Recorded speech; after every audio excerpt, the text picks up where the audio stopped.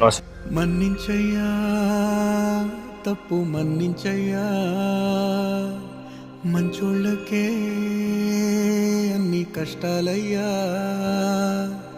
వెళ్ళిరయ్యా సెలవని అంటాంది కంట తడి, ఉండలేక నీ ఎంబడే వస్తాంది గుండె సడి. గురుదేవుడికా ఇంతటి శోకం వెలివేసినదా పాపపులో